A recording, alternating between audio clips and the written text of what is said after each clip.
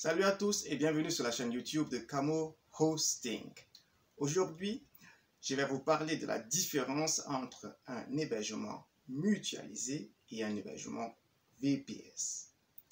Un hébergement mutualisé est un hébergement sur lequel, en fonction de la capacité du serveur et des configurations sur le serveur, il peut y avoir 10, 50, 100, 150, voire 1000 sites internet sur le même serveur. Ceci signifie que tous ces serveurs qui s'y trouvent partagent ensemble les mêmes ressources du serveur. Les ressources partagées peuvent être, entre autres, la RAM, le disque dur, la bande passante, pour ne citer que cela. Un avantage que ceci apporte, c'est le coût pour avoir un espace web sur le serveur. Il est tellement abordable.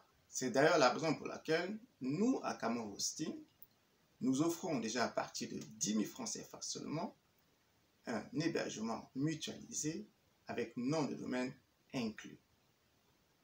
Nous avons placé dans la description de cette vidéo un lien sur lequel vous pourrez apprécier nos tarifs d'hébergement web mutualisé. Un hébergement VPS ou serveur VPS est un hébergement à ressources dédiées.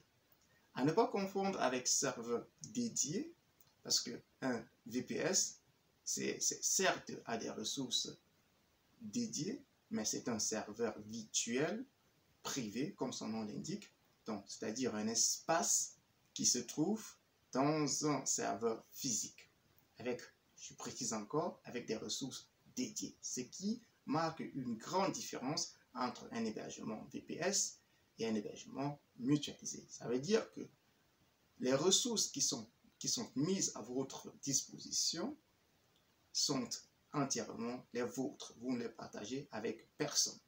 Mais un serveur VPS, comme un hébergement mutualisé, se trouve sur un serveur physique, à la grande différence justement que le serveur VPS, donc pour chaque configuration de serveur VPS, chaque utilisateur obtient des valeurs, des caractéristiques qui lui sont dédiées.